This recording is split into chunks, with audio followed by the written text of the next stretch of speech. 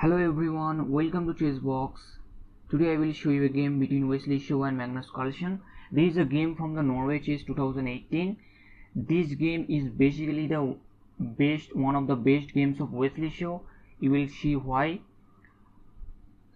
And the time control for this Norway Chess tournament is 100 minutes for 40 moves plus 50 minutes for 20 moves plus 50 minutes for the rest of the game, with an increment of 30 seconds per move starting from the move number 61. And this tournament features the top 10 strongest player of all time. This is Aronian, Anand, Carlsen, Mamedov, MVL, Nakamura, Karakin, Caruana, Wesley So, Ding Liren, making these among the strongest tournaments of all time. So this is basically the top 10 strongest players. Now after this game I will also show you the standings of this tournament. Now let's check out this game. In this game Wesley had the white pieces and he opens with d4. We have d5 by Magnus and now c4. We have c6 now. So Magnus goes for the Slav defense. Now we have c captures on d5 and now c captures on d5. So this is the exchange variation of Slav. Now we have bishop to f4, just developing the minor pieces. Now we have knight to f6 and now knight to c3. Now we have knight to c6 and now knight to f3. Now we have a6 now and now rook to c1. Now we have bishop to f5 and now e3.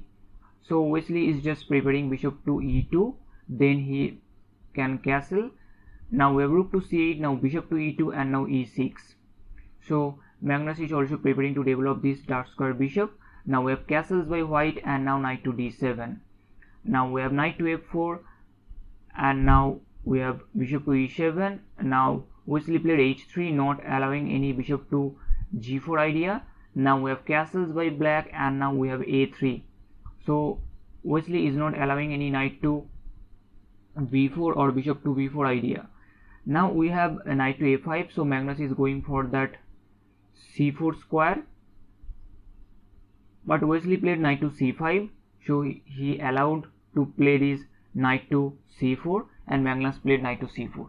In this position you can see this knight is attacked twice by the rook and the bishop, and if you immediately capture this knight, bishop captures on c4, you will not win any pawn here, because after d captures on c4, for the moment it seems white is up a pawn, but it is not. Actually black can easily capture this knight. So this is the point. So after knight captures on c5, then white have to play this knight, d captures on c5, then rook captures and now bishop captures, then queen to a4. Then black can play bishop to e7. This is just a line I am showing. Then rook to c1 is possible, and after queen to d5, just developing the queen. Then rook to c7, just attacking the bishop, and after you move the bishop, also attacking the b2 pawn. Then queen to b4, just defending this b2 pawn. Then b5, and the game continues. And okay, white can also play this bishop to d6 move to just attack this rook. Then you can play this rook to e8 move, and this is the position. This is equal position for both for white and black. So after this knight to c4 move, bishop captures on c4 is a playable move, but in the game Wesley played b4. For the moment he temporarily sacrifices this pawn. So but before capturing this pawn, Magnus played knight captures on c5. Now we have d captures on c5. Now Magnus just captures the pawn, but you will win back your pawn. This is not a problem. So Magnus played knight to d4. Wesley played knight to d4, and now we have bishop to e4 by Magnus. But Wesley played this f4 move. Wesley played this f3 move, just attacking the bishop. Now we have bishop to g6, and now we have queen to b3, developing the queen with tempo, and you will win back your pawn here. Magnus played knight to c4. Now we have bishop captures on c4, d captures on c4, and now queen captures. Now Magnus just developed the queen. We have queen to e8. He played queen to e8. Now we have bishop to g3. Now we have e5 now, and e5 is a very tricky move in this position. The point is, and the question is, can white capture this pawn? Let's see what happens if you capture this pawn with this bishop. If you capture this pawn, then black has this very strong bishop captures on c5 move. The point is, if you can't capture this bishop with the queen, because this rook will capture your queen, so you have to play this b captures on c5, then black will simply capture this bishop, and after rook to c3, because black is also attacking this pawn with check, then rook to c3, white can play rook to c3 to just defend this pawn, and the game continues, and this is probably a draw position. So after this e5 move, Wesley played knight to b3 because this knight was under attack. So after this move,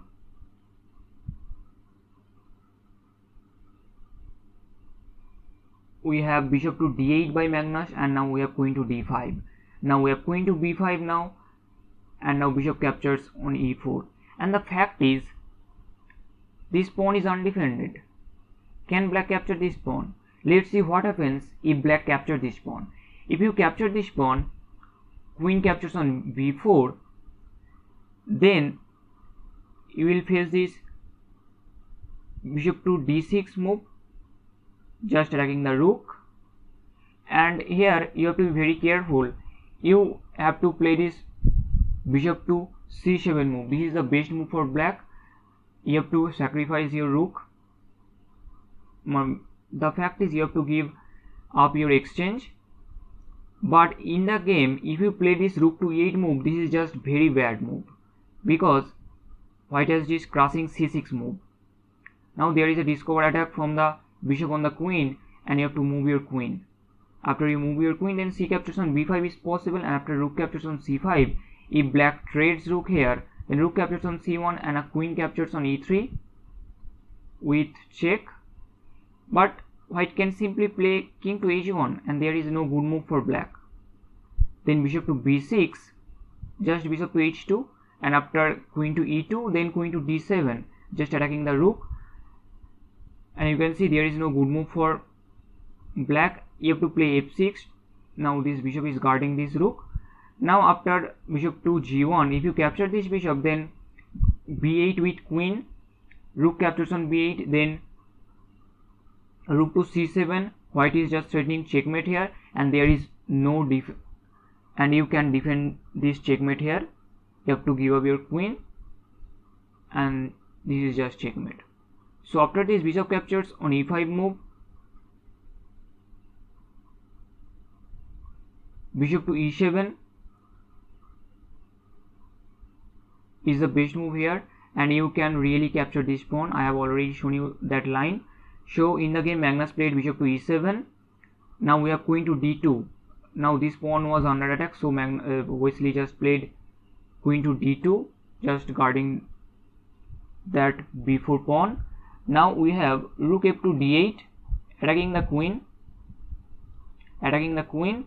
Now we have bishop to d6, and you can't really capture this bishop, because white will get a very strong fast pawn here. But in the game, Magnus played this f6 move. Now we have e4, now we have h6, and now knight to d4. We have bishop captures on d4 with check. There is no good move for black. You can see we have queen captures on d5. Now we have rook to e8, and now we have rook f to e1. Now we have king to h7 by Magnus. Now we have g4.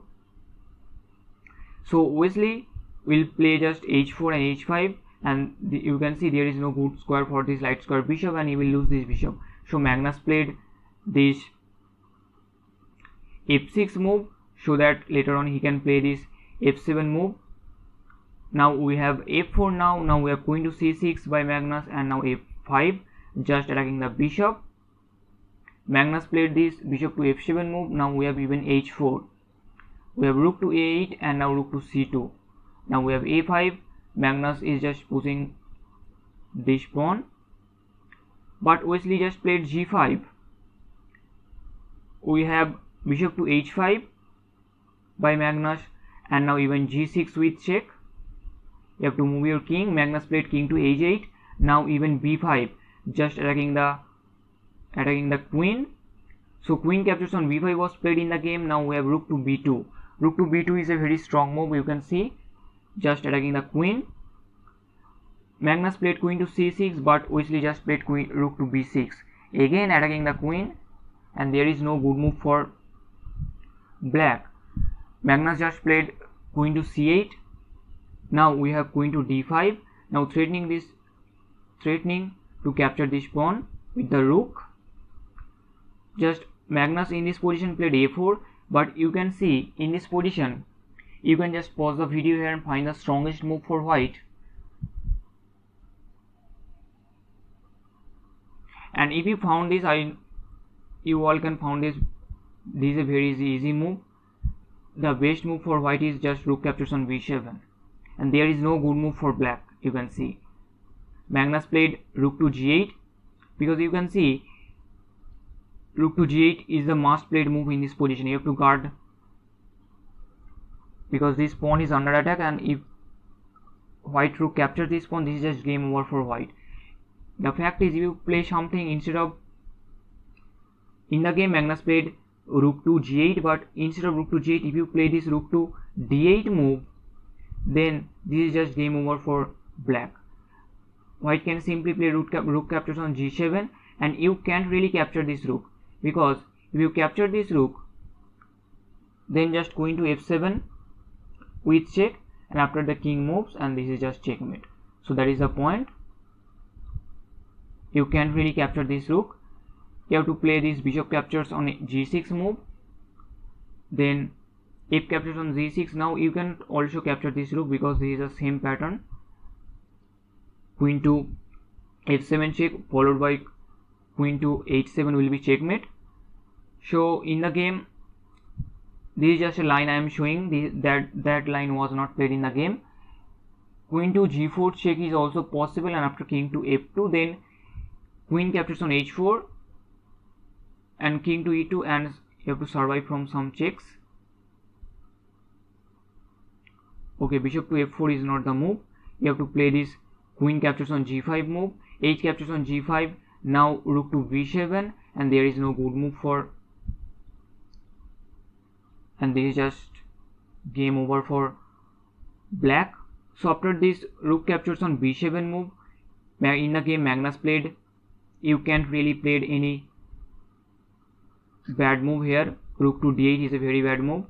In the game Magnus played rook to g8. This is the must played move in this position, but this move does not save the game. Wesley just pushes c6, and in this position, this is the unmove 44, and in this position Magnus Carlsen just resigned the game, as there is nothing more to be done here. You can see this is a totally lost position for black. Let me show you why. After this c6 move, Magnus Carlsen just resigned. He resigned because if you play this a3 move, then just c7. Also this rook is protected by this queen, and if you play this a2 move, then rook to a1, and if you try this queen to d7 move, then rook captures on a2 is possible, and the fact is you can't capture this rook, because this rook to b8 is a very strong move.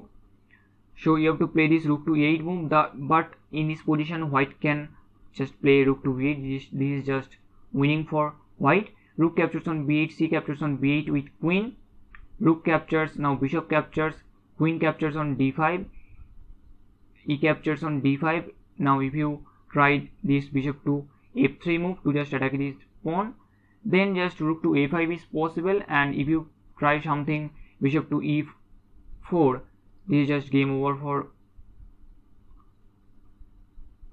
black, because white can play this bishop to g3 move, and there is no good move for white. This is just mate in 1. If you play this queen to g8, this is just mate in 1. You can see this pawn is covering these two important squares, and this is also covered, so all the squares are covered, and this is just checkmate. So that is why after this c6 move, Magnus Carlsen just resigned the game. So that was the game. I hope you enjoyed that one. Now I will show you the standings of this tournament. That was the move number 44. This is the unmove 44, and in this position Magnus Carlsen has resigned. So that was the game. I have explained every possible line in this game. Now I will show you the standings of this tournament. This is basically the standings of this tournament. Fabiano Caruana actually won this tournament. In the final he defeated Wesley So in the final round, and he won this tournament, Norway Chess Tournament 2018, with 5 points out of 8. Magnus Carlsen with 4.5 out of 8, and Hikaru Nakamura, then Vishwanath Anand, and then on the 5th place we have Wesley So. So that was the game. I hope you enjoyed that one. That was a very interesting game, and this is basically one of the best games of Wesley So. I hope you enjoyed that one, and if you enjoy my content, then please subscribe. Stay tuned for more updates, and thank you for watching.